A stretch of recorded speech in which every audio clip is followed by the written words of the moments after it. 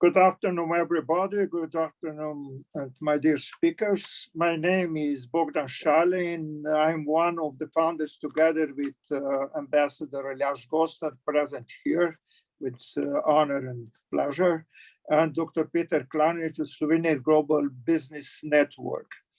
Our purpose is connecting Slovenian business around the world. And one connection tools besides our digital platform, slowglobal.net, is today's event. We call it Slovenian Global Business View. Professor Schwab, founder of World Economic Forum, yesterday called the moment we are living now, turning point of history. The moment is a Russian invasion of Ukraine. Just exactly 3 months ago, after many years of peace, we are again in middle of brutal war, which affects people in Ukraine tragically, but the consequences we can feel, among others, with coming food and energy crisis and others all around the world. We kindly remember that we are recording this meeting and the speaker are presenting the personal opinions and not of the organization where they are working. The meeting is held under Chatham House rules. Any questions by participants could be sent by chat or you raise the hand button. We have participants in this meeting from Slovenia, Germany, France, Brazil, Netherlands, USA, Canada, Argentina, United Arab Emirates, Colombia, Mexico, and others. So thank you very much to all of them to join us in this global meeting, and also we have the participant speaker from Belgium. We asked 3 prominent speakers to help us to understand today and the future of not only the conflict, but the future of Ukraine in Europe. The first speaker is Ambassador Dr. Andrej Benedejčič, undergrad student at Harvard University in economics and graduate at PhD at University of Ljubljana. Career diplomat belongs to the young generation of Slovenian diplomats, former ambassador of Slovenia in Moscow, at NATO and OSCE, and UN organization in Vienna. Actually, ambassador for disarmament and nuclear non-proliferation at Ministry of Foreign Affairs of the Republic of Slovenia. He just published outstanding book, 550 pages, Russia and Slavedom, Between Staticism and Reciprocity, which is, by the way, in the 3rd edition. Please, Ambassador, the floor is yours. And the question is, why and how it's happened? Please, Ambassador Benedejčič. Well, thank you. Well, thank you so much, Mr. Šale, for organizing this meeting and also for the kind introduction. I will try to answer a question also by using a PowerPoint presentation, if that is okay with you. So let me just see here. Am I sharing it now? Yes. Yes, it's perfect. All right. And let me just see now, how could I put it on full screen? It worked before. The slideshow, maybe. Where is the slideshow? In the main menu. I don't see it here. Insert from right to the right to the right. Up. Animation slideshow. Excuse me, where you were just seconds ago, it's also fine. Yes, you can push Great. this button. Okay. All right. Okay. So do you see it now? Yes.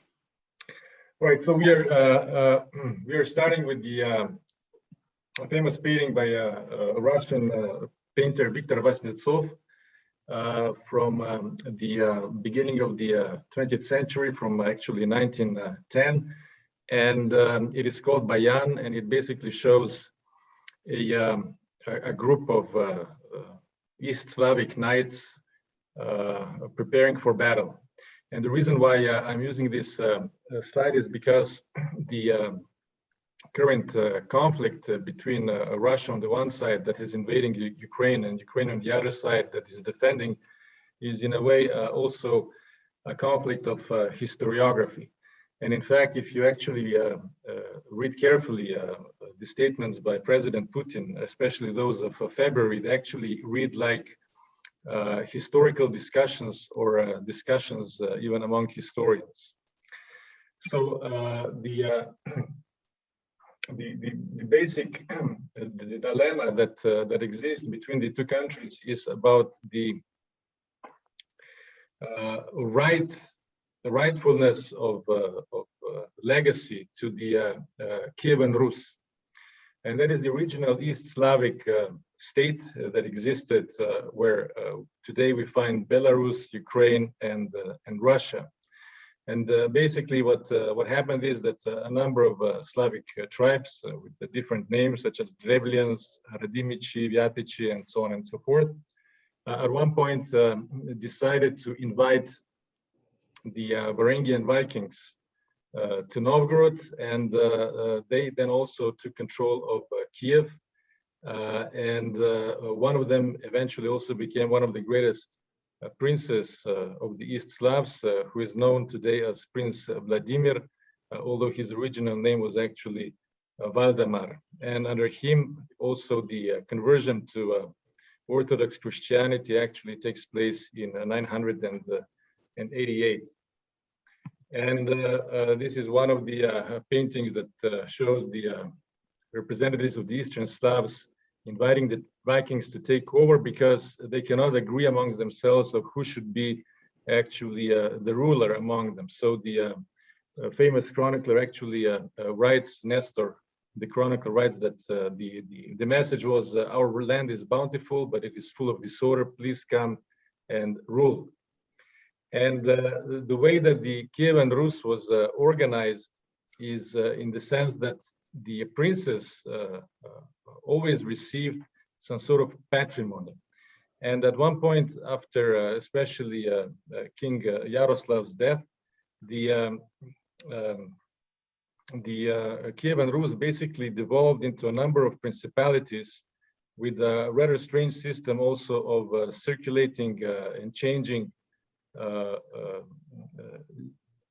heads of dukedoms, changing their premises in order to ensure that there would be basically peace among them. The reason why I'm pointing this out is because at one point during the development of this Kievan Rus reality, the Mongol invasion takes place in the 13th century. And the Mongols basically take advantage of the situation and attack one principality after another until eventually they also sack Kiev in 1240.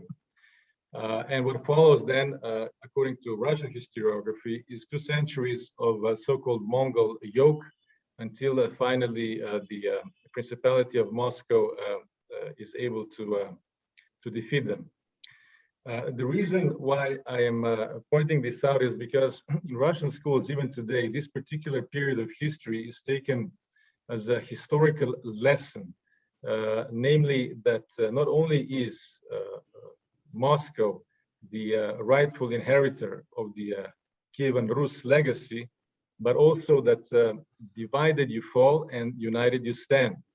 And in that sense, one of these legacies, one of these historical lessons is also that the Tsar or the president does not actually represent a dictator, but basically someone to whom you devolve part of your sovereignty, personal sovereignty, in order for him to or her to ensure security for all. And this particular point was taken to heart, especially by the Grand Duchy of Muscovy, to the point of also subduing by force all of the other principalities in the process of the gathering of the so-called Rus lands, including those that actually already had democratic institutions, such as, for example, the Republic of Novgorod. In the end, as you know, the Russian Empire was able to extend to the Pacific, and also included what are today parts of Poland and the entirety of what is today Ukraine. And this is the map of the Russian Empire on the eve of World War I. World War I then basically starts some of the changes, including the creation of the Soviet Union on the basis of also federal republics, and one of them being the Ukrainian Socialist Republic. And there are a couple of motifs. If we look at the history, especially of the Russian Empire, or also the Soviet Union, and that is the catch-up motif, and especially related to the issue of, again, security, and especially military security. For the purposes of that, Peter the Great even forcefully demanded from his nobles to start wearing Western clothes, to start cutting their beards, and to start learning French. Alexander II, for example, after the defeat in the Crimean War, even abolished serfdom for the purposes of army reform, and even instituted the first period of glasnost. Whereas Stalin enforced industrialization even to the point of causing mass starvation, just in order to develop heavy industry. And the reason I'm mentioning this is because this sort of a catch-up was also done in the wake of 6th of August of 1945. That is to say, after the beginning of the atomic age. As you probably know, the world has not been the same since particularly that particular date. The air is not the same. The air since August 1945 actually is partly, well, not to a significant extent, but still partly radioactive, and that is also why we say that we live in an atomic age in the modern era. So basically, the Soviet Union, in order to reestablish strategic parity with the United States, organized a crash course in the building of their own atomic bomb, and already in a couple of years after 45, they were able to detonate their own. What followed was, as you know, a big arms race between the Soviet Union on one hand and the United States on the other, which was also accompanied by a very extensive practice of testing of nuclear weapons, especially in the late 50s and in the beginning of the 1960s. And here, for example, we have cesium levels in Bordeaux wines. And as you can see, in the early 1960s, the levels are extremely high. And the level of cesium in the wake of the Chernobyl accident in the late 1980s basically pales in comparison. And it's also for this reason that finally in the 1960s, some sort of an agreement was reached that this cannot go on. And that is also why we have, for example, the signing in 1968 of the famous Nuclear Non-Proliferation Treaty, the NPT. That is also why we have in 1967 the famous Harmel report, which is produced at NATO by the Belgian foreign minister, which basically defines the so-called two-track approach to the East in the sense of not only ensuring defense and deterrence, but also diplomatic dialogue.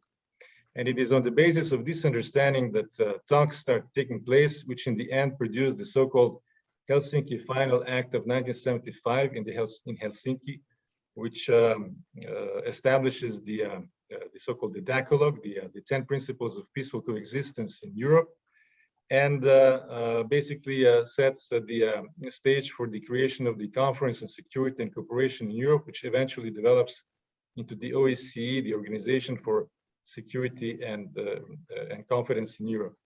And the original contribution of that particular act is the so-called comprehensive approach to security, which also includes the human security element, which was basically insistence of the Western negotiators, and the Soviet ones eventually gave in. And it is also because of the developments in the human dimension that eventually we witness in Europe the fall of the Berlin Wall on the basis of the demands of the people behind the Iron Curtain for personal freedoms and liberties.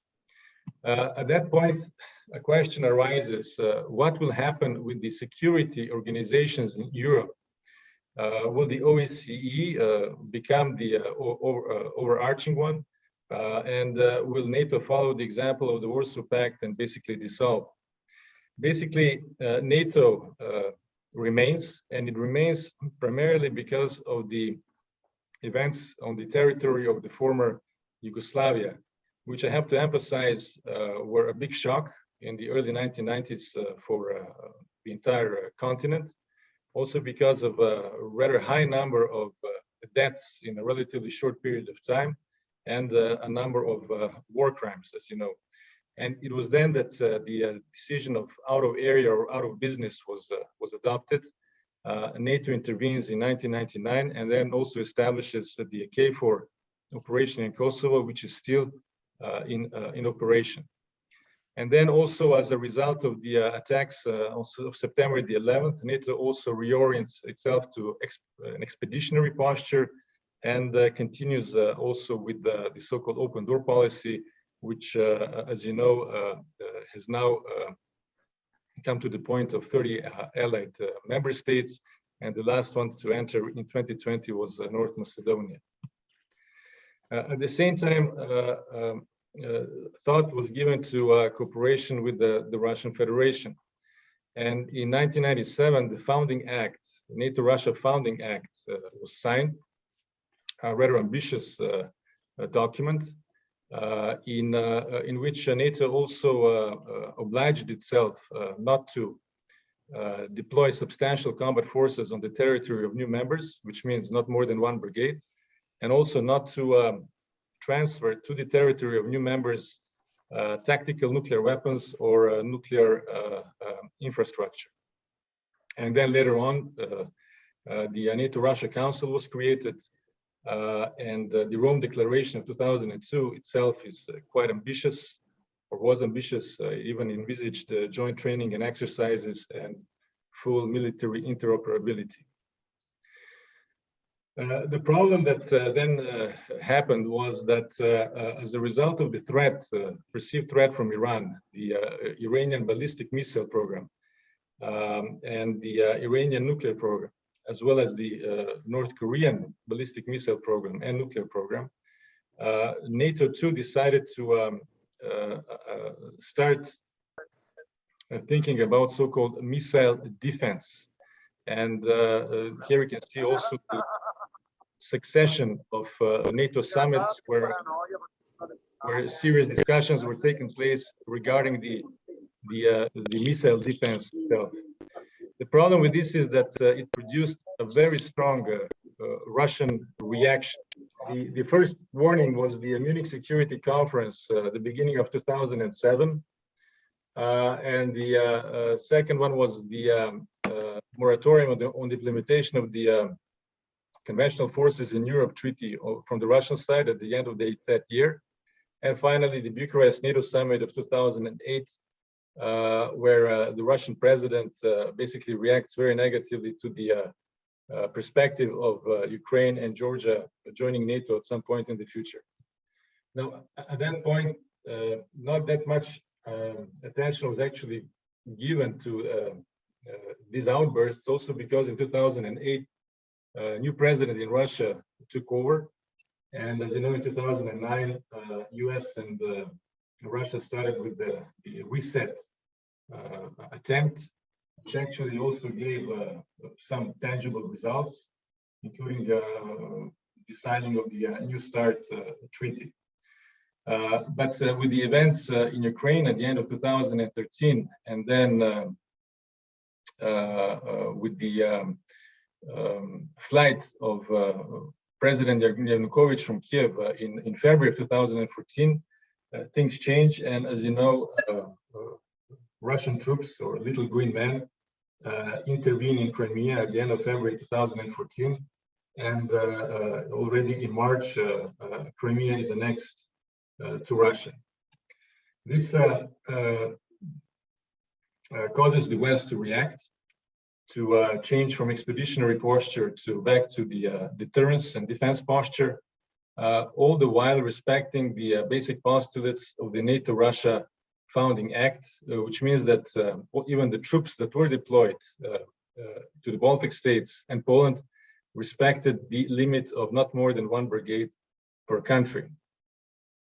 And here we can see this position of the so-called NATO enhanced forward presence, and not one of these units in the 4 countries exceeds the level of 1 brigade.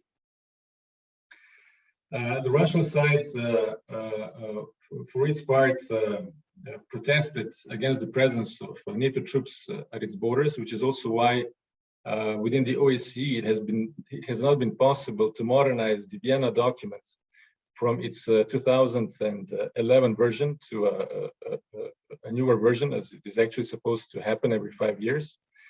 And in 2018, during President Putin's annual address to both chambers of the Russian parliament, the West basically experienced a shock with the presentation of 6 new types of Russian weapons. These represent the so-called asymmetric response of Russia to what it perceives to be threat from the West. And here I would just like to point out the Sarmat intercontinental ballistic missile, which is capable of flying not only over the North Pole, but also over the South Pole, and the Avangard hypersonic light vehicle, which basically makes missile defense obsolete. As you know, on February the 24th, the Russian side started the invasion of Ukraine. The reasons given were partly historic and partly also security-based, based on the assumptions of what would possible membership in NATO mean in security terms for the Russian Federation. The dilemma for the West is that we are experiencing a so-called Sputnik moment.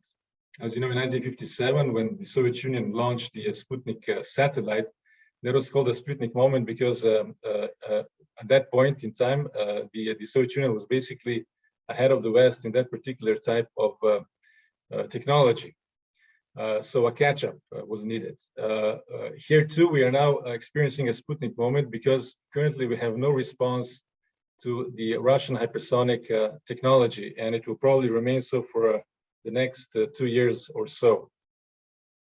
And that is probably also one of the reasons for the timing of the events that we are witnessing right now.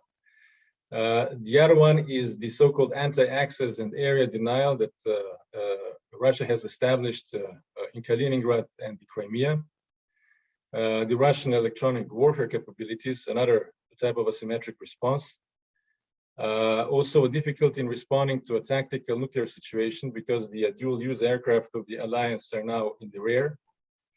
Also the development of the Russian side of anti-satellite weapons, its strategic cooperation with China, and of course also the energy dependence of Europe on Russia. And just for a quick refresher, I'd like to say that the current Russian military doctrine includes the so-called escalate and de-escalate approach, which means that the Russian side comes to the conclusion that it is threatened in conventional sense, or that its territorial integrity is in danger. It reserves the right to use tactical nuclear weapons. In other words, to escalate the situation, to calm down so-called the opponent, and thus to de-escalate the military situation for its part. Basically, the current problem for the alliance is that, as you can see here, the B-61, the dual-use aircraft, are all in the rear. And basically, to respond to any sort of actual use of nuclear weapons from the Russian side, they would also need to traverse this particular area denial areas that you can also see on this particular map, which are based around Kaliningrad and also around Crimea. And that also explains why there has been no decision about any enforcement of the so-called no-fly zone over Ukraine, but instead support that you have been able to see in defensive weapons such as anti-tank javelin systems, also anti-aircraft systems, and now increasingly also heavy weaponry.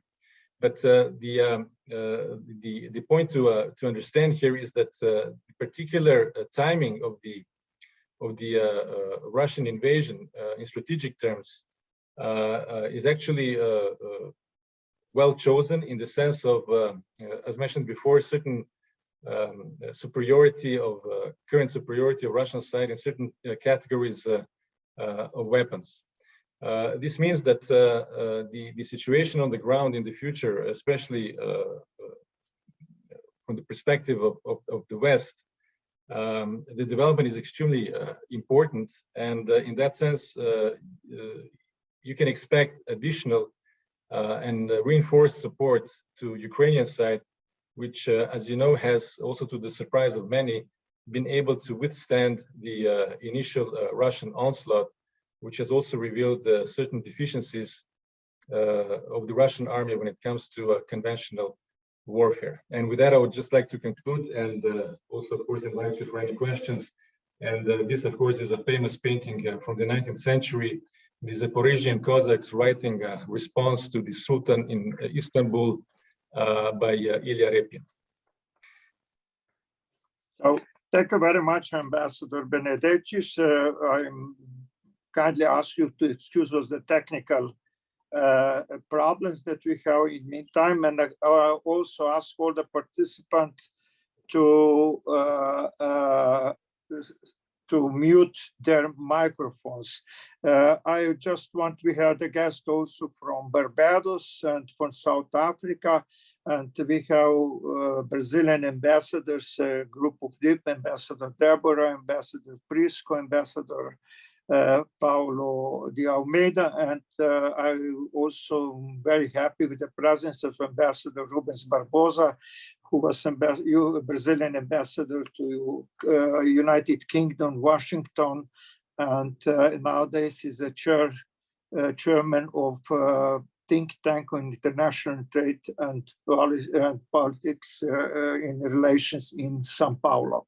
So the next speaker is Dr. Andrej Horvat, graduated at Vienna University of Economics, PhD, former State Secretary for Regional Development in Slovenia, and international consultant who used to work in Turkey many years, and last 5 years he spent in Ukraine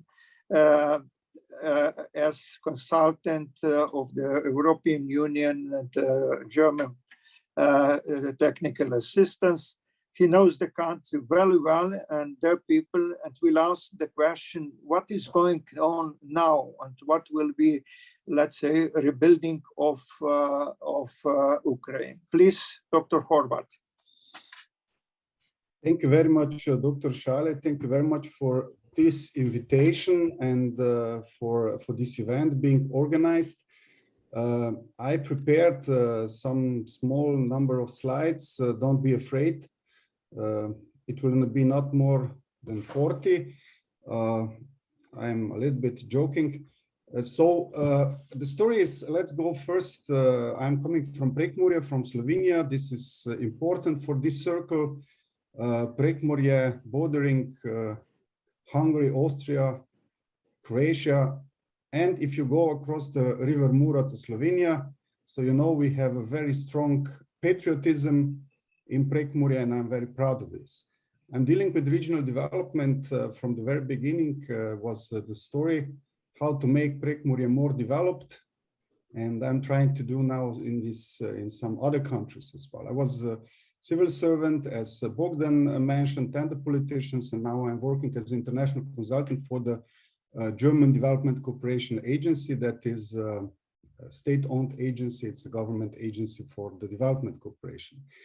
From the relevant experience, I worked also in Turkey, also dealing with regional development and the EU accession of Turkey, and then later dealing with the EU accession negotiations in Serbia, where the Slovenian know-how and the knowledge was very much welcomed. Also Croatian knowledge since Croatia was the last country that became a member state of the EU. I'm since 2017 in Ukraine. I'm still using the time that I'm still there, so meaning still working on the project. So if we can go to the next slide, please. And this is the project. It's the biggest multi-donor initiative that is providing assistance, technical assistance to the Ukrainian government when dealing with the decentralization reform. So it is about the new territorial order that was established in 2021, 2020 in Ukraine. So where out of 11,000 towns and small villages, settlements, Ukrainians decided to merge this fragmentation in the country into 1,469 municipalities that we have now. This is how we see this, and how the Ukrainian government see this is one of the reasons of the strong resistance and rather well-organized situation that is now in Ukraine. So we have a bottom-up approach. We have an approach where the local municipalities, local mayors and councils are dealing with the municipal services and are much better organized, not waiting for the instructions from Kiev or instructions that came in previous times from Moscow, but just trying to take care also of their citizens themselves. You can see the map of Ukraine here. We are, as a project, supported by the EU. What is also important here for this circle is this project is also supported by the Slovenian government. So Slovenia is also among the 6 member states that are participating in this project. You can see 24 regions of Ukraine here. In each of the region, we have a regional office, and the regional office is taking care of supporting, consulting municipalities. So this 1,469. What is important to mention here is we are dealing primarily with the smaller municipalities. In the Ukrainian circumstances, this means less than 50,000 population. So less than 50,000 population is rather small in Ukraine. Next slide, please. So here some of the activities or some of what we are in principle doing. What I would like to stress is that what Slovenia is doing here, I mean, we are trying to support Ukrainian municipalities by building partnerships. We are calling this bridges of trust, where one municipality from Slovenia or from other member state is contributing, supporting municipalities in Ukraine. This is becoming now very relevant for the sake of the recovery, of reconstruction. So the plans that are prepared are very, very important, and we are trying to put municipalities as one of the key actors also here when supporting the country. So once again, not just a top-down approach, but bottom-up. So the people that are living there, that should live these changes, we hope very soon, that they can also influence the decisions that will be taken there. Next slide. So this is what you can read recently also in the literature: relief, recovery, and modernization. These are the steps that are expected and that are already ongoing in Ukraine, in different parts of Ukraine differently. It is, of course, a crazy and strange situation in the sense that we have a country that is in the war, but we have parts of the country that where the life is organized, where the people are discussing about municipal finances, where they're discussing about the internally displaced persons. I mean, we had a similar situation already in the history with the Croatia, where there was a similar, and part of the Croatia was on the war, and the part was living rather peacefully. What I was trying to show in this slide is how the relief, recovery, and modernization are in principle linked with what we are doing in the framework of Bridges of Trust initiative.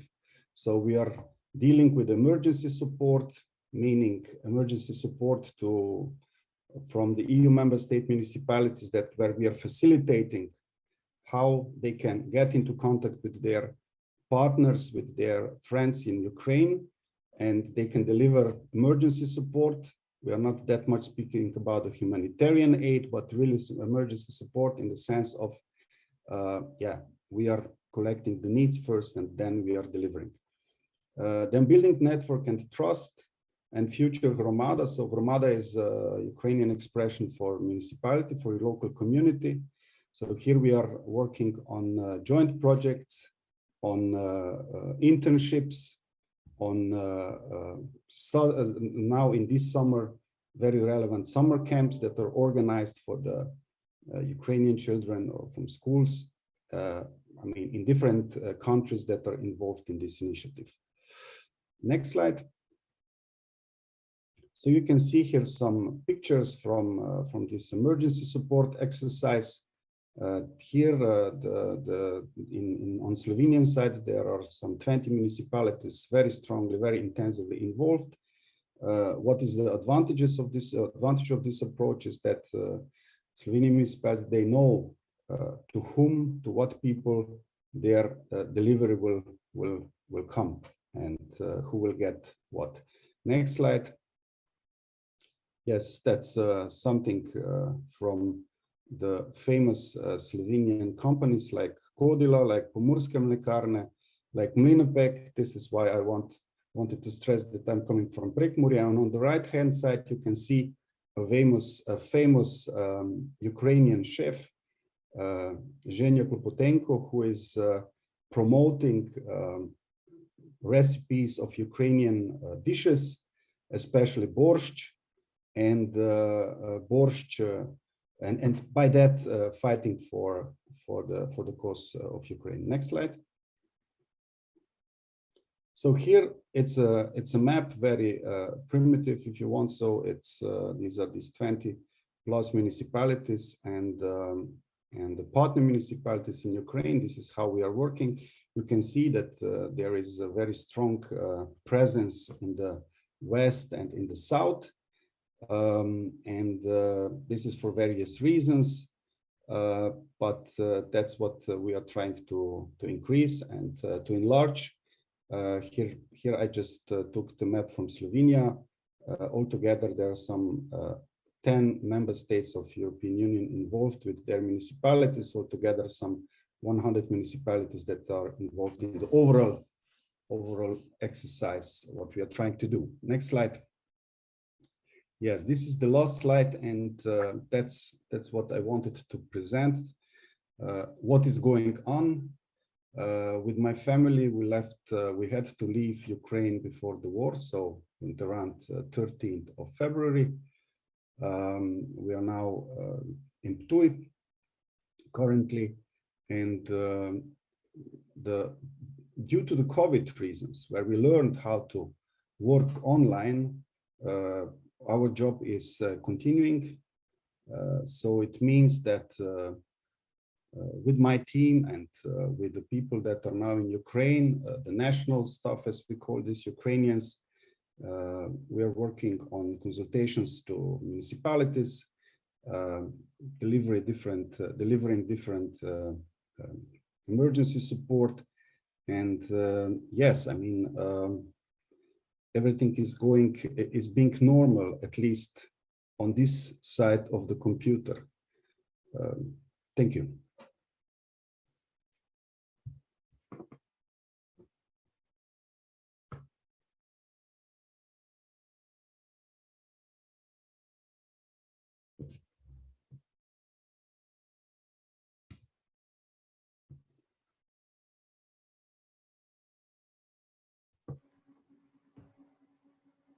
Mr.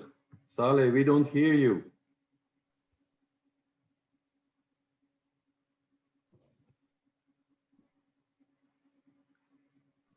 Okay, now?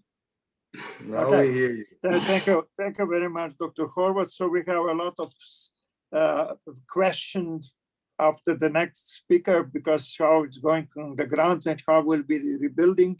But the next speaker is CEO of International Engineering Company, EPTE, from Belgium, Engineer Vladimir Doboš. His roots are Slovenian by mother and Ukrainian by father. We asked him to talk about his family in Ukraine and as business effect of the conflicts. Please, Engineer Doboš. Let me first introduce myself. I'm Volodymyr Doboš.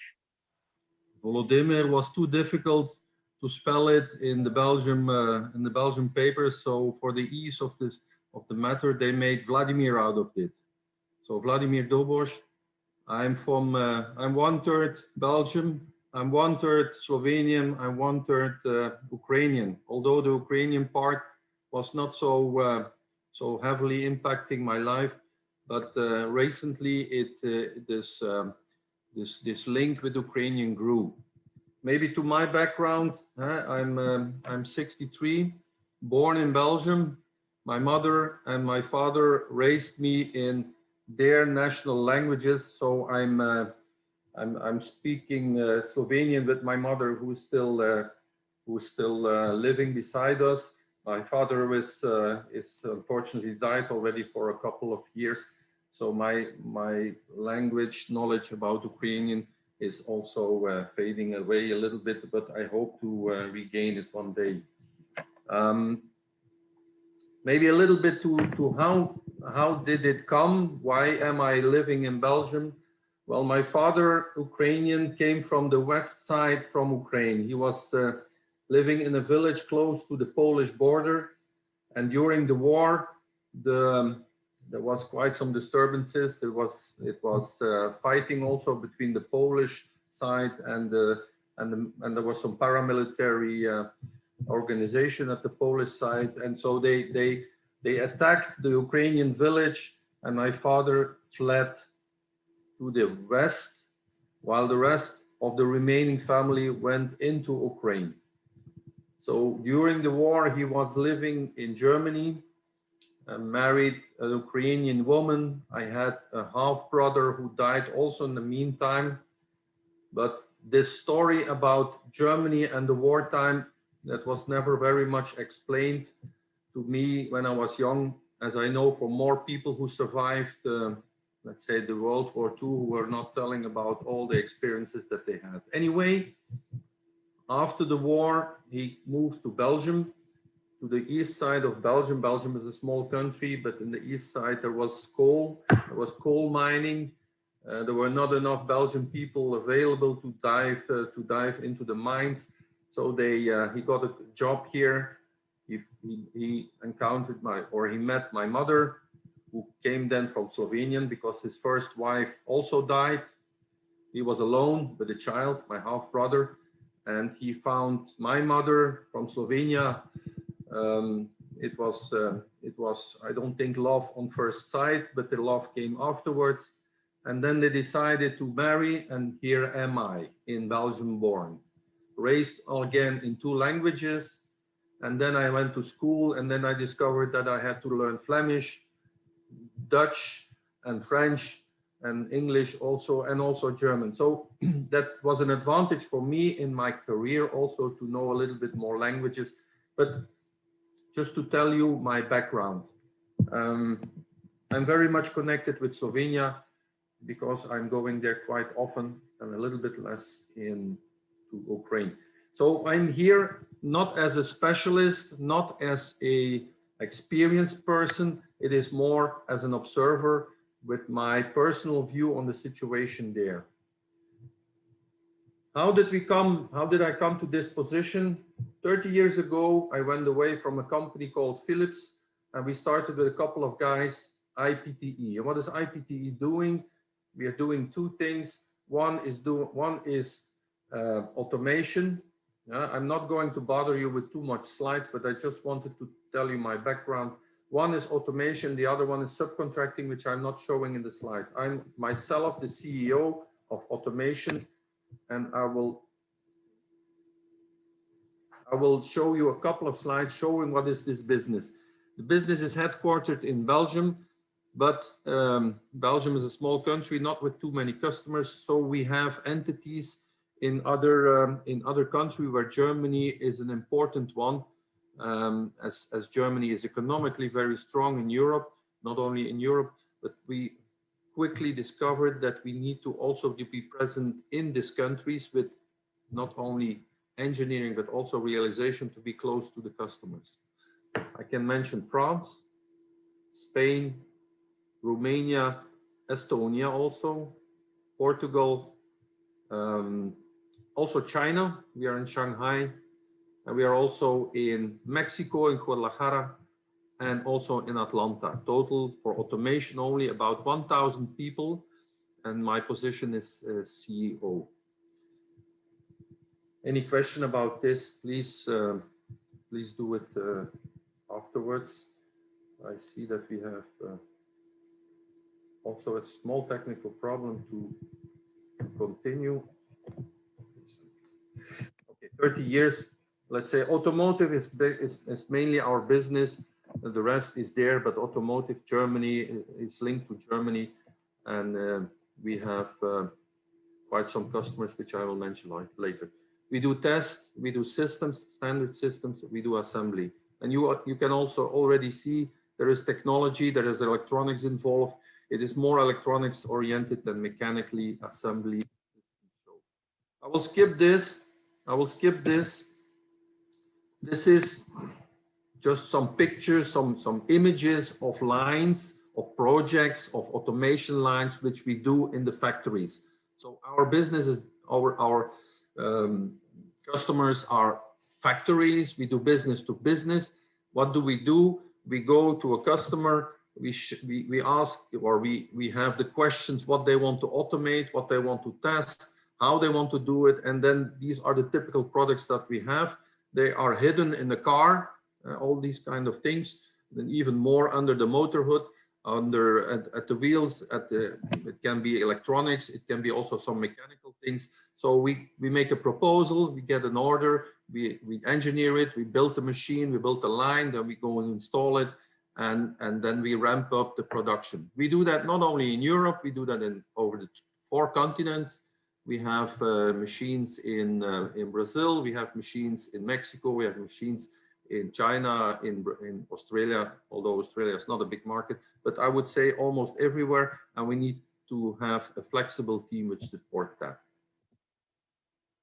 Some mechanical parts which we do. There is a lot more in the 30 years what we did. These are realizations what we do. Just give you an image, built in different entities, not always the same, but just giving you an image about what we do. You see, and this is some of the customers. Now one of the questions which is on the table is the war in Ukraine influencing our business? Not directly. We don't have a directly business in Ukraine.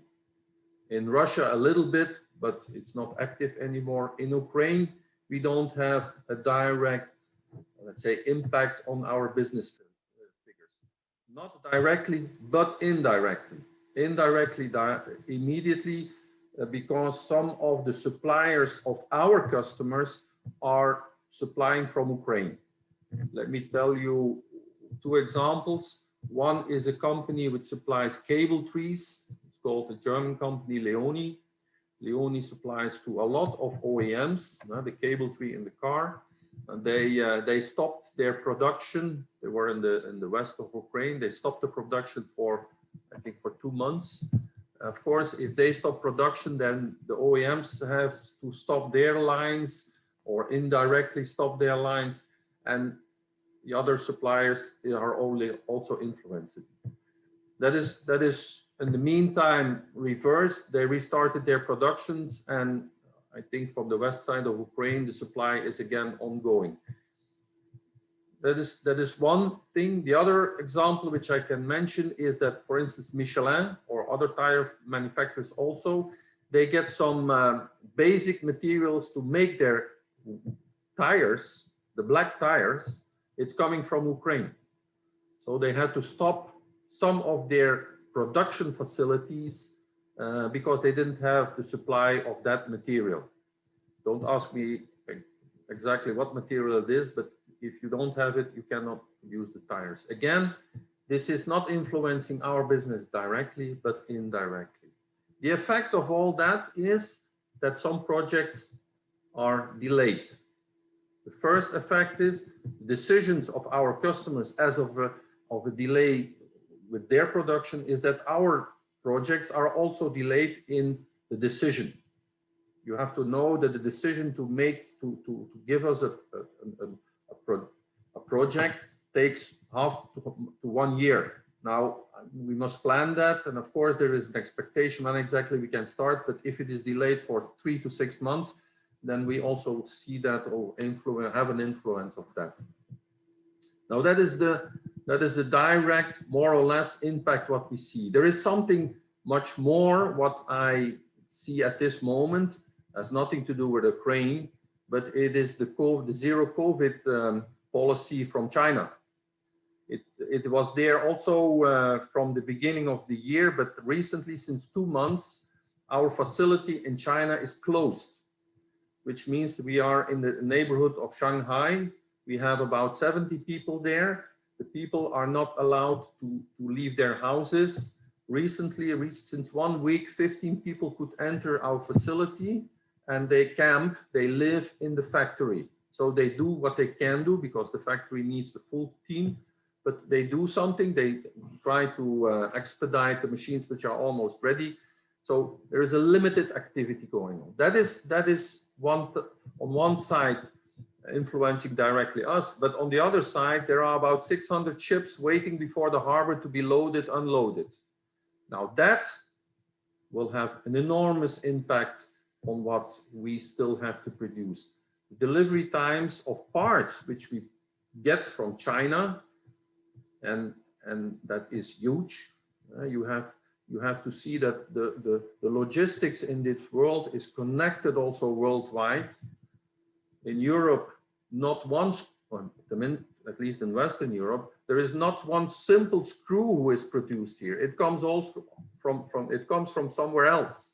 Now, screws is a simple example, but with the last screw, if you don't have the screw, you cannot finish the machine.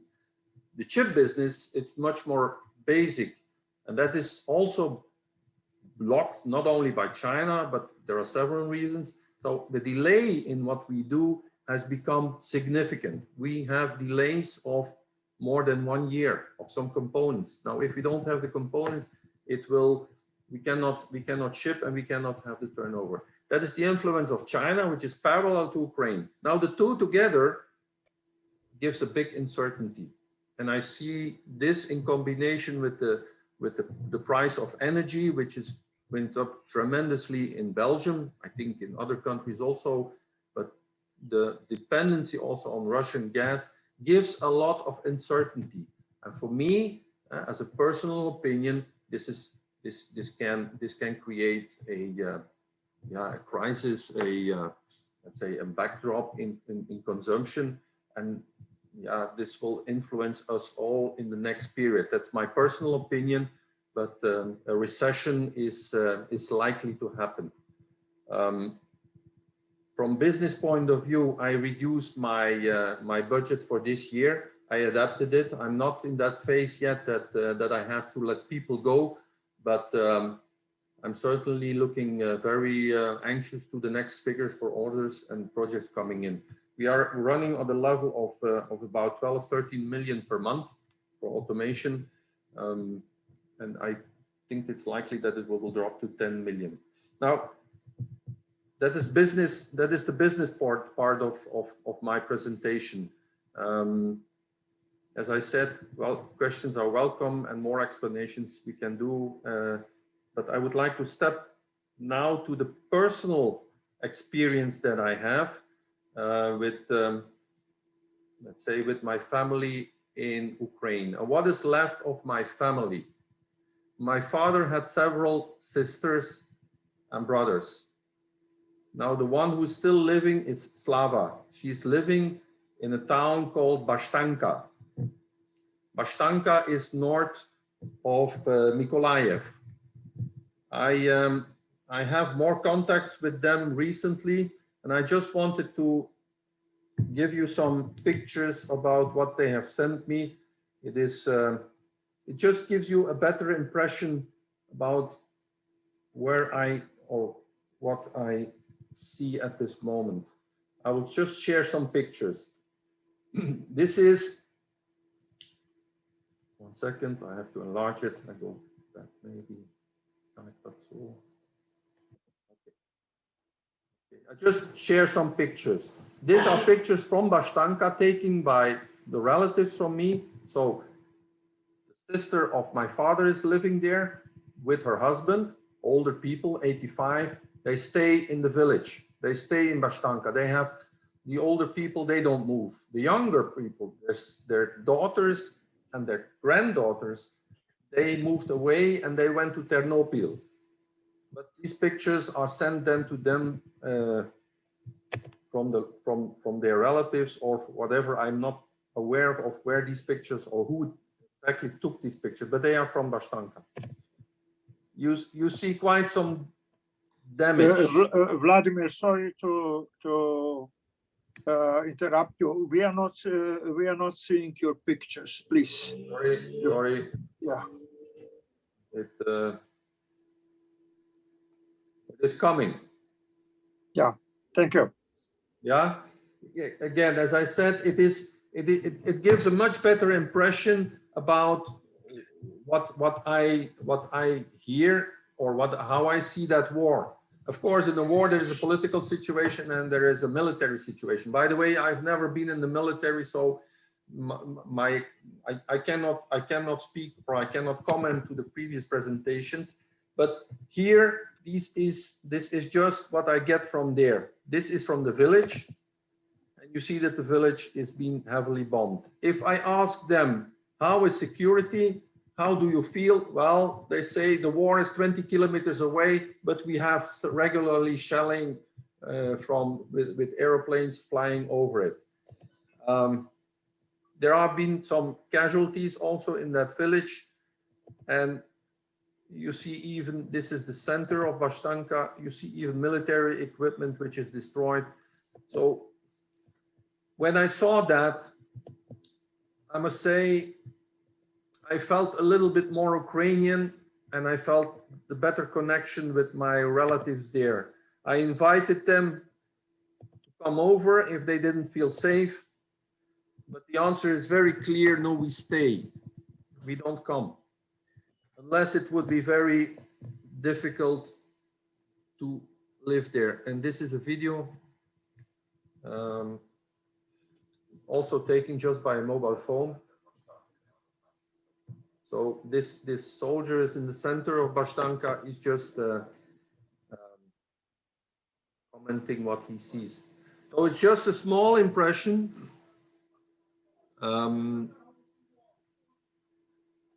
This is my personal experience about Ukraine and about what I have encountered. They're not asking for money. They're not asking for help at the moment. They are just saying, please show this to the rest. That is their only message. Please show that we are in a war. Now, my situation in Belgium is different from a lot of people around me. If you have some relatives there and you are connected to them, it gives another view on the total. In general, for Belgium, this is old news. I mean, the newspapers are printing news. This is older news. That's what I see here. And for them, it's difficult to imagine, although it's on the same continent, that there is a war in the backyard. I see it differently, of course, and that is normal. If there would be a war in Slovenia, I also would feel it differently. Anyway, this is what I wanted to share with you. At the moment, I don't have any plans to go there, but if it would be necessary, I will pick them up, of course, and travel there and pick them up to bring them over to Belgium if the security would be that bad. Please. Thank you very much, Vladimir. So we have a lot to think over and to walk over. So my question now is, I want to ask all our speakers, what is the next? Could we see end of the conflict? What will happen with 6 million refugees, rebuilding of Ukraine? And also what is going on with sanctions? What is the future? And after this answer by our speakers, we have some participants, 3 of them now, who want to put you the question. So please, I will start with Ambassador Benedejčič in the order, and Dr. Horvat, and as well Mr. Doboš. Please, Ambassador. Well, I think that we are in for the long haul. As you know, despite the sanctions, the Russian economy has proven itself to be more resilient than expected. And at the same time, I would also like to point out that during his speech at the May the 9th parade, President Putin basically set out a strategy of apparently a very systematic approach to the conflict in Ukraine. He has basically used all of the military mishaps of the Russian military so far to point to the aid from the West, and to use that as proof of his reasoning in February of the need to intervene. And what particularly worries me is the fact that he finished his speech in the same way that Joseph Stalin did during his famous speech in 1941 with the words "Za pobjedu," for victory. So in that sense, I think that this will continue for some time. Thank you very much, Ambassador Benedejčič. Please, Dr. Horvat.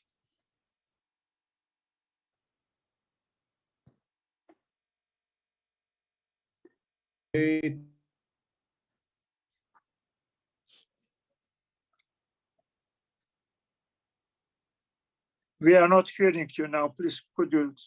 Microphone. Yes. Okay, mute, unmute. It's fine.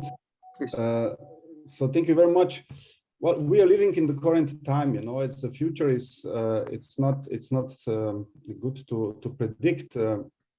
But what Volodymyr was showing, you know, there is a war there. You know, I was just checking with my colleagues in Ukraine. You know, where is Bashtanka? What is the size of population? And we have a regional office in Mykolaiv. You know, and as you said, Volodymyr, there are daily people are running daily into the shelters, you know, and Bashtanka is a small municipality. It's between 12 and 15,000 population, and already from the pictures that you showed, you know, we can see that it's not a rich municipality, you know. So Mykolaiv is not a rich region. Mykolaiv has a very excellent potentials for good wines, and you know, you can find also good wines there, you know, but currently it is really not good situation. What is important to say is that this unity of the international community, at least the EU and so on, the member states here, is very important, so that we are on the good way to find unity of the European Union again. You know? So that's definitely a positive effect of these circumstances. We see all that what is right now happening was not predictable. Nobody was counting on this, at least not Ukrainians or people that were living there. You know, everybody was thinking on the old Slavic brotherhoods and sisterhoods, and however you would like to call this. So it is really, this disaster is not just a physical disaster, is really a mental disaster, what is happening there, you know. And I mean, it will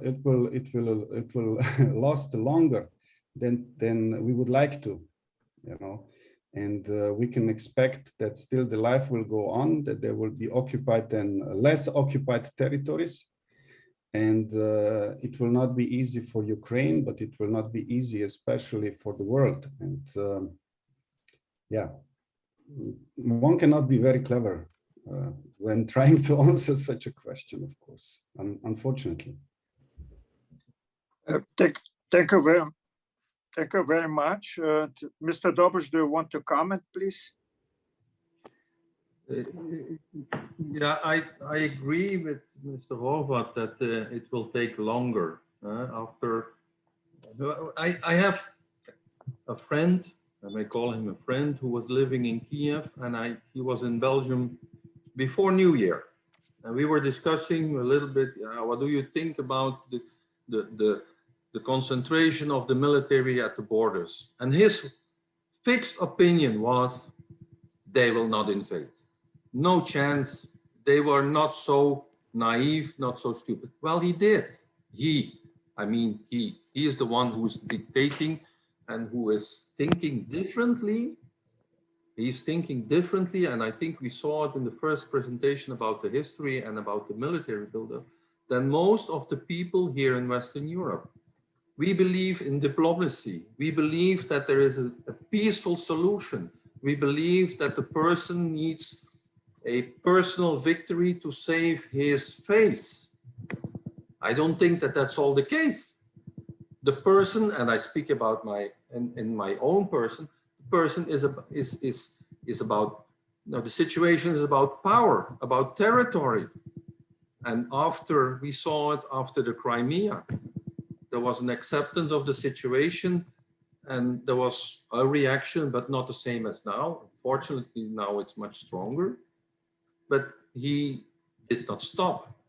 So even if the Donbas region is now a treaty, coming into a treaty with Russia, peace for the Donbas, I don't believe that he will stop. Why should he? Why should he? He will regroup, reinforce to go the next step. That's my personal opinion again. So it may take much longer than we think. Also in that aspect that Ukrainians are very patriotic. They will not give up so easily. And if you see that they get the weapons and the support from the West, this will continue. Even if it is just not fully on military scale, there will be, let's say, an opposition inside the Russian occupied territory, which will create again, let's say, disturbance and continuation of war. My personal opinion is that it will take some years. That's my personal opinion. And I hope that it will not come to a further escalation, because a person, if I may him call the aggressor, if Putin is in the corner, why shouldn't he use his next weapon? And that is a little bit the fear which I personally have, that it might escalate in the case that it will come to a victory from Ukrainian side, which might happen. They are very persistent. That is my comment. Again, I don't believe that here the Western part should think too much about a solution with diplomacy. If you want peace, you need to prepare for war. That is some famous historian or some person who said that. And I think we are maybe coming to that, but it's a slow process in the West. Thank you. Thank you, Vladimir. So we have now the three guests with the question. We start, the first one is Madam Ambassador Deborah, then Ambassador Paulo Roberto de Almeida, and then the President Emeritus of Brazilian Association of Machinery Industry, Newton de Mello. Please, Ambassador Deborah. Thank you very much. I have two questions, one for Ambassador Benedejčič and one for Dr. Horvat. It's a pleasure to meet you both in this venue after such a long time. Ambassador Benedejčič, you gave us a glimpse of the timeline that brought us from Middle Ages to today's days with the balance of power in the region and what is going on in Ukraine and Russia and Europe and NATO. But I'd like to ask you to elaborate a little bit more to help us understand this side of the world.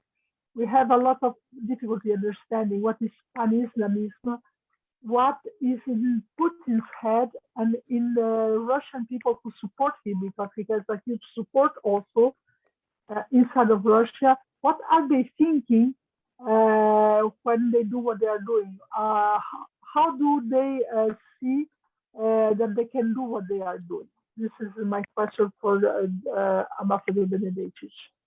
And for Dr. Horvat, if I may, Andrej, looks like you are working there, doing business as if there was not a war there.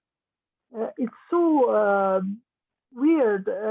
Yesterday we saw in Davos the president of the European Bank talking about money, a lot of money for reconstruction, even if the war is going on. How is it possible that you are working in the middle of a war as if there was not a war there? And what do the German and the American, what do the Russian and the Americans do of your presence? How do they see you there?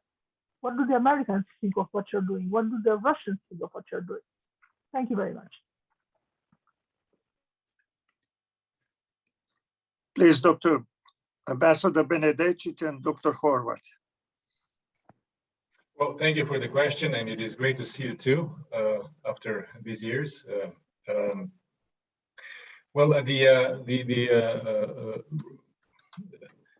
The reason for the attack was explained in some detail by Putin himself. He basically accused the Ukrainian elite at having failed at the test of statehood and having transformed the country into a threat to Russia. He actually used the expression, a knife to our throat. And in that sense, it became quite clear that he would like to use the concept of the Russian world, which means the Russian speakers, to also legitimize the current invasion and possible also annexation of some parts of Ukraine. And this is where the paradox basically kicks in, and that is that most of the fighting is actually taking place, or all of the fighting is taking place in eastern Ukraine, which is Russophone, which is Russian-speaking part of Ukraine. And most of the damage is being done to basically Russian-speaking cities in Ukraine. And the people who are opposing the Russian soldiers are actually Russian-speaking Ukrainians. And the paradox of this particular invasion is that President Putin has basically managed to now finish the process of the building of the political Ukrainian nation, which consists of both Ukrainian and Russian speakers.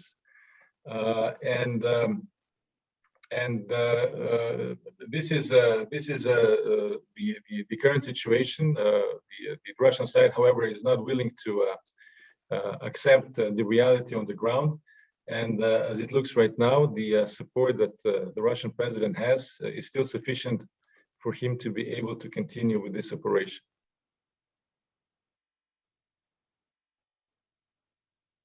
Thank you.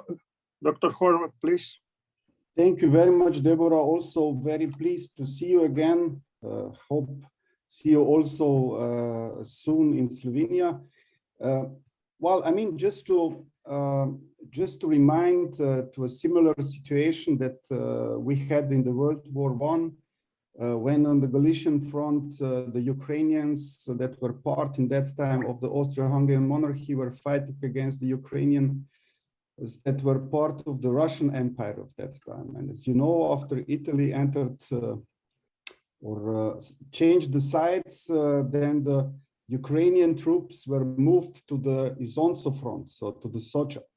So we are really now, I mean, this is also the historical ties between Slovenia and Ukraine, that we are a little bit doing a small research on that when we were trying to find the reasons why the municipalities of two countries that are not bordering to each other should cooperate and should work together. And as you know, some 30,000 of Slovenian soldiers that were in that time fighting in Galicia on the East Front were killed in 2015, 16, 17. So we have this experience already, and it's really now something similar what you mentioned, you know, so that on the both sides there are people speaking the same language, swearing on the other side, you know, and making good jokes and then dying about this. We could see this also in the Bosnian War. So it is really not good. But going to the question how we are seeing in as a projects, well, we are EU project. It's EU is very politically taking the side, you know, so it's very clear on what side we are. And we are doing in principle what we are doing before. So we had to repurpose our activities, of course, straight after 24th of February. But you see, I mean, we are still welcome in Ukraine, and EU is welcome in Ukraine by Ukrainian government. Like any development cooperation, you know, one needs to be welcomed by the government before offering then the assistance. I mean, how the Americans are seeing us. I mean, the same could be the question how the Swiss are seeing us, or the Norwegian, or other countries that are still contributing to the development cooperation in Ukraine. As you can see now, the embassies are moving back to Kiev, despite the fact that probably the Ukrainian government cannot assure the security by 100%. So this is another maybe interesting situation from the point of view of the diplomats that are sitting here. So you see, I mean, that's such a question is not that much, I think, to be answered. Nobody was kicking us all out. Nobody was kicking out Europe from Ukraine. So you see, we are there, and there are simply the territories that are occupied, and there are territories and where are fights. There are territories that are not occupied, so the biggest part of Ukraine is not occupied, but it is of course war affected. And the need, I mean, you would wonder how normal the life is still going on, you know. So the people are taking care of their labor rights, social rights. We are providing consultations about the labor law, of Ukrainian labor law. We are helping people with defining the municipalities, of course, defining what will change now or what changed because of the martial law. So very close to the earth and close to reality what we are doing in principle. Thank you very much, Dr. Horvat. Well, the next question comes from Ambassador Paulo Roberto de Almeida from Brasilia. Please, Ambassador. Thank you, Stefan. Thank you very much for organizing this thoughtful meeting. I sent previously 3 questions in a written form, but they are too complex. Perhaps I will deal only with one aspect to Ambassador Andrej Benedejčič. We know that the International Court of Justice has already sent an order to stop the Russian aggression against Ukraine, but they have no teeth. They must be enforced by another resolution by the Security Council. But I would ask Ambassador Andrej if the International Criminal Court could initiate a process against Putin as personally responsible for the aggression and for all other military initiatives, if they can, even in absence, start an investigation for the 3 counts as was dealt in Nuremberg: aggression against the peace, war crimes, and crimes against humanity. How your assessment about this possibility by ICC? Thank you.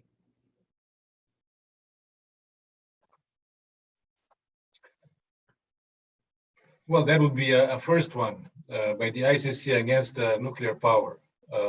So I have actually trouble seeing this going to fruition or till the end, unless some fundamental change occurs in Moscow, in the sense of I don't know, governmental change, or even we might call it regime change.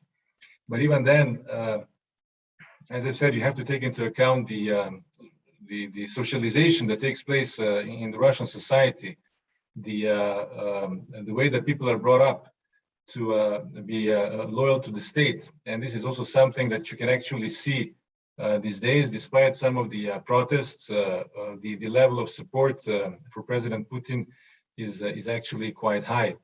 Also, one of the issues that needs to be taken into account is that as far as for example, Crimea is concerned, there is more or less a very high level of agreement within the Russian society that it actually is Russian territory, and that it does belong to Russia.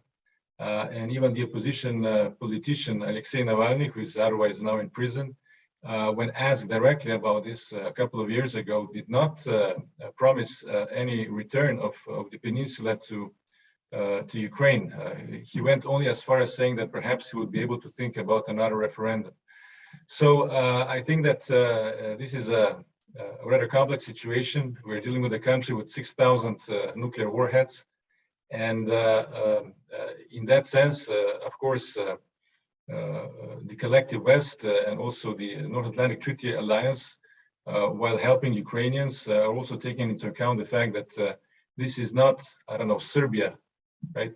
And Putin is not exactly Milosevic, because unlike Milosevic, he actually is the head of a major nuclear power, which is also why I did specifically point out the nuclear aspect in my presentation, because it is quite overarching in the strategic thinking about the current situation.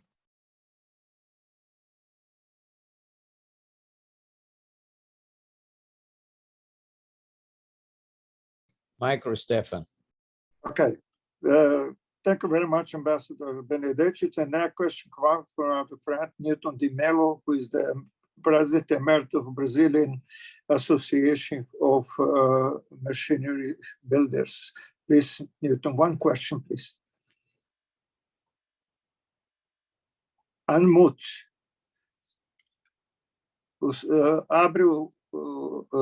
Liga o microfone, por favor. Now, all right? Yes, fine. Yes, good afternoon. I would like to ask something that I think it is inside the mind of many Brazilians, because the distance from Ukraine to Brazil is very, very large. And they all knew that Ukraine was a part of Soviet Union, and the leader of this Soviet Union was Russia.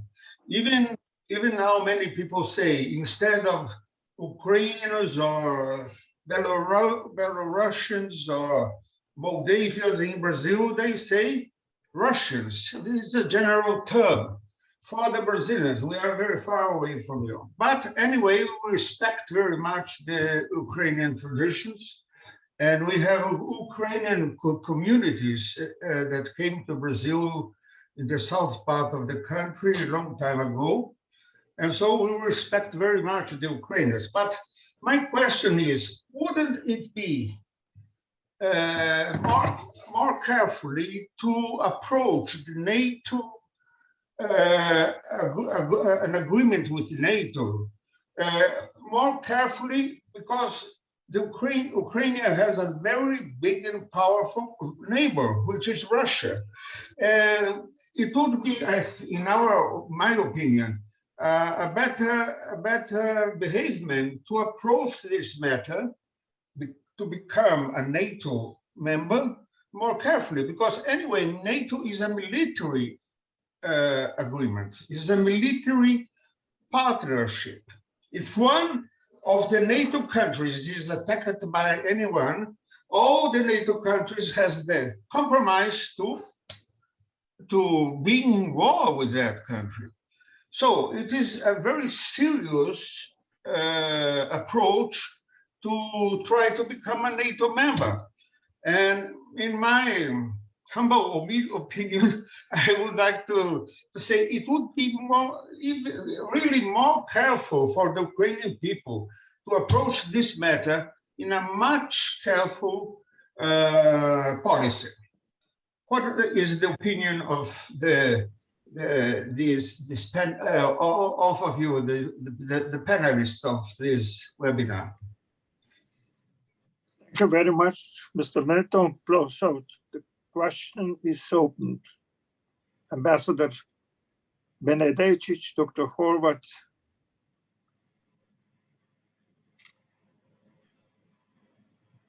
Well, you know, with all respect to Brazilians and the distance, you can remember in the former Yugoslavia when we were traveling around and we were introducing ourselves that we are from Slovenia. They said, where is Slovenia? You know, especially Americans, US Americans, they didn't understand where we're coming from. They had us for Yugoslavs. It's the story. I mean, we also didn't know that the Ukrainians were fighting on the Izonso front during the First World War. We have a so-called Russian chapel in Slovenia. We don't have a Soviet Union chapel or Orthodox chapel. You know, we are calling this Russian chapel, despite the fact that some 300 prisoners of war that died in 1915 or 16, you know, in there, that they were also Ukrainians. So the Red Army was liberating Prekmurje. I'm always stressing Prekmurje, you know. We have graveyards of so-called Russian soldiers in Prekmurje. But if you look at the names, you know, there are Georgians, there are Ukrainians, there are also Russians there, of course, you know. So that's the story how it is. So we are learning from the history, and we are learning also this for the future. I mean, unfortunately, this war brought Ukraine really into the picture of its culture, of its people, nationality. And if you would have a opportunity once to read the book that Dr. Benedejčič wrote and what he presented, you know, the history of Ukraine is it's rather clear. It's rather clear. It was just ignored, like it was in the former Yugoslavia a lot of time. You know, the history of the individual nations, nationalities that were living there. So that's what I can just contribute to this.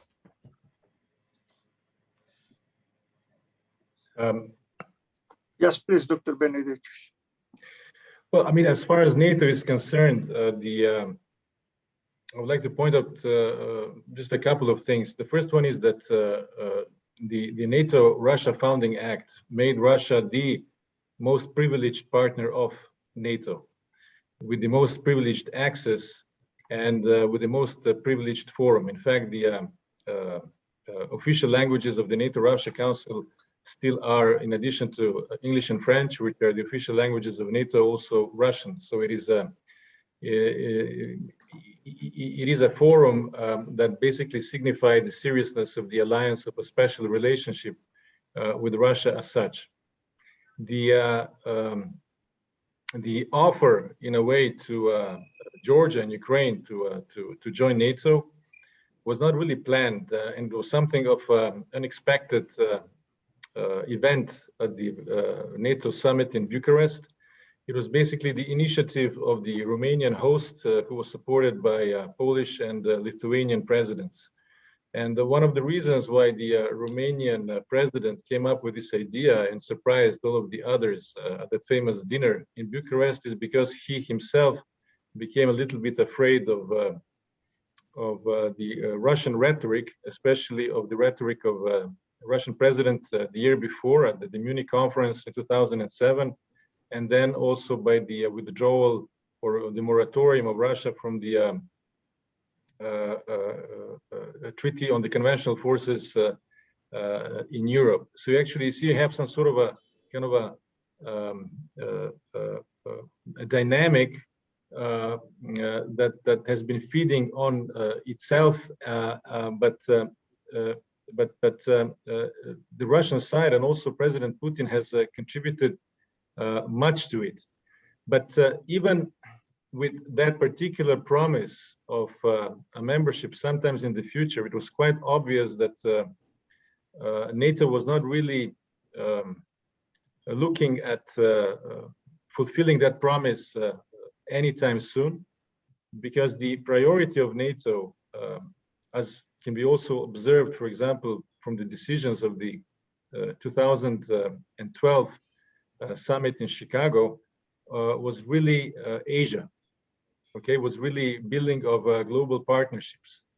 The idea of NATO was to build a strategic partnership with Russia, which is also something that can be observed in the strategic concept of NATO from 2010, from Lisbon, with a view to allowing NATO to engage as a hub of a global security network, or to be more precise, to also address the issue of a rising China. And in fact, in 2013, at the beginning of 2013, the United States even removed the last of its main battle tanks from Europe. So in that sense, the alliance was actually surprised by the Russian intervention in Crimea. It had to regroup. It had to shelve the plans of developing further expeditionary capabilities after Afghanistan, and had to return back to conventional European defense and deterrence. And I really have to emphasize this because in the past couple of decades, the general accepted train of thought at NATO was that, for example, tanks are not needed anymore. In fact, for example, the Netherlands even at one point sold the entire tank inventory because the idea was that everything in the future will be out of Europe and expeditionary and will have to be moved by air or by ship. So since 2014, what you have seen is a major rethinking and repositioning of forces, which actually goes against the initial plan of going global and of going out of Europe, actually. So in that sense, the actions of President Putin have something of a self-fulfilling prophecy in it. And the biggest irony of all now is, of course, that his invasion of Ukraine and also threats have now even tipped the balance of public opinion in Sweden and Finland, the two countries that we actually never expected to formally express a desire to join NATO, but they have done that.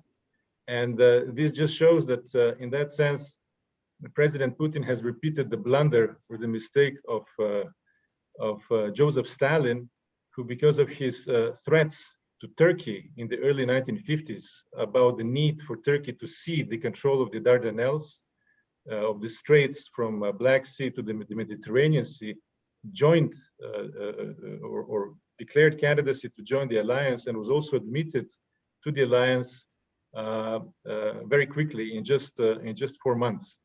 So what we are witnessing is something of, as I said, self-fulfilling prophecy, and something that NATO really was not counting on, and that really goes against the initial plans of the alliance from the Chicago summit of, as I said before, becoming a hub of a global security network. Thank you very much, Ambassador Benedejčič. For Can I add some words? Vladimir, do you want to comment, please?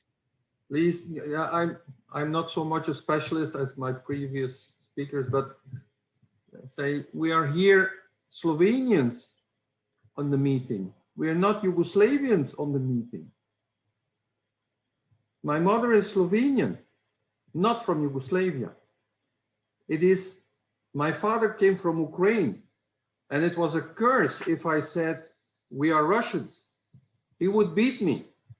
So there is a big difference, which is not appreciated or not understood when you are a little bit far away, further away. And I also refer to my friends here in Belgium. That's one thing. On the other side, did the NATO made the mistake in the past not to take the warnings from Putin serious? Maybe. But now the Russians are there and they are invading Ukraine. Would it be a solution now to say, okay, we exchange or we take peace and you take the part of Ukraine?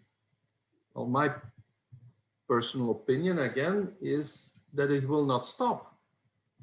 That he took Crimea and nobody was expecting, as was already said, that he would do more.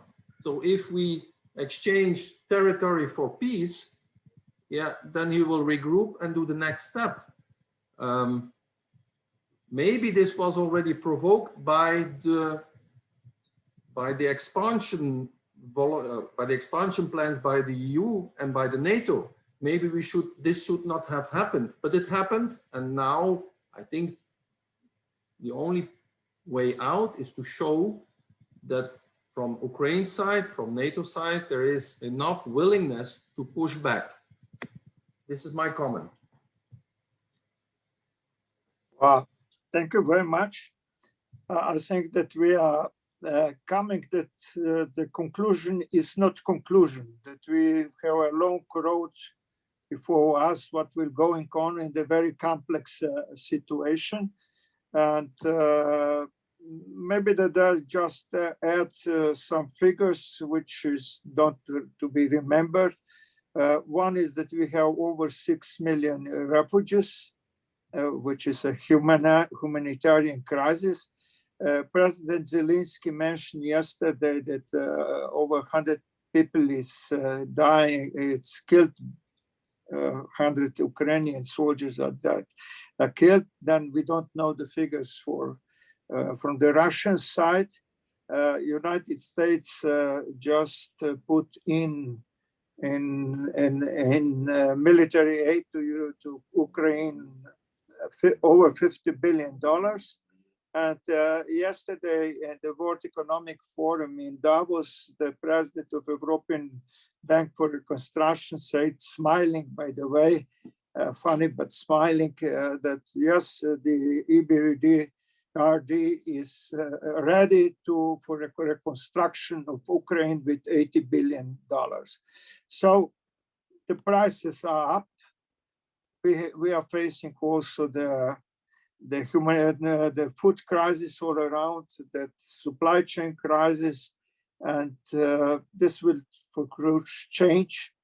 But I thanks to our speakers to give some light on the problem that we try to understand, and starting with Ambassador Benedejčič historical viewpoint of view, to up to, let's say, to the ground in the shtetl or village of Mr. Dobos going around.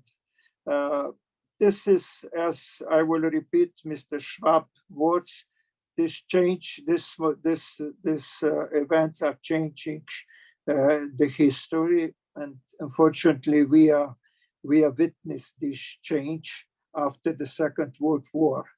The word for sure after the COVID, after the new, after 2 years of COVID, now this war, this conflict will be not the same, and we have to try, some of us physically to survive, and others survive in the business, but all of us will be, all of us are already affected and will be affected. If we think that today is just 3 months, 90 days of the war, but the war was so intensive, the figures for the Russians lost in the war, that Russia lost the same number of soldiers in the 3 months in the war with Ukraine as in all 10 years Afghanistan war. This gives us some idea what is going on. So before, thanks to our guests, to all the guests and our speaker, I kindly ask Ambassador Benedejčič, Dr. Horvat, and Vladimir, if they want to make some final comments to wrap up the meeting. Please, Ambassador Benedejčič. Well, once again, thank you for this initiative. I think it is an important initiative. I think that both Dr. Horvat and Mr. Dobos presented some very important insights from the ground. And I think it is important to appreciate this sort of expertise that also exists among Slovenians. I think it is quite significant. At the same time, and just referring to my book, I would just like to say that we are basically witnessing an intra-Slavic conflict that also has global implications. And in that sense, of course, I also am grateful to Mr. Šalej for organizing this event, because it does affect us as Slovenians, and we are also Slavs, perhaps even more than some of the other Europeans. Thank you very much. Dr. Horvat. Yes, thank you very much for the initiative also from my side. It's good to be at such events because one can always learn something new, and thank you really also for very interesting questions. I would just like to offer, right after this meeting, I will also contact Volodymyr and try to find if we can also jointly do something more for the village, for the municipality he's coming from. So if some of you would like to also get the contacts to facilitate something to Ukraine, we are not Red Cross or whatever, you know, it is just really on the very personal basis. If somebody would like to do something, just please do not hesitate, just contact, and maybe we can find a way, and we can find the lines how to help the country, how to help in principle ourselves. Thank you very much. Thank you very much. Dr. Horvat, please, Vladimir. Thank you, Stefan, to organize this. I think it's very interesting that we share information and that we keep ourselves a little bit up to date from different point of views. I just want to say, as maybe a final comment, that in the company also, from business point of view, and I don't want to make the story long, but we had also subcontracting. Subcontracting means we produce also for others. Now, one of the expansion plans we had was to open a factory in Ukraine. That was on the agenda last year. We changed that. So we are not going to Moldova. We are not going to Ukraine. It's just a practical consequence of everything what is happening nowadays. So it is touching us more closely than we all think. And for Europe, this will be certainly the case, not only for us, but in general. Anyway, appreciated that you invited me, and good luck for the next sessions. Thank you very much. Thank you very much to everybody to assist. Thank you very much again to Ambassador Benedejčič, Dr. Horvat, to Vladimir Dobos, and with the hope, we used to say some time ago that living in peace, be always ready for the war. Now we are living in the war, but please it had helped to hope for a peace. Thank you very much to everybody. Najlepša hvala našim gostom, veleposlaniku Benedejčiču, Andreju, Dr. Horvatu in Vladimirju Dobošu. Thank you very much, and hope to see you on the next events of Slovenian Global Business Network.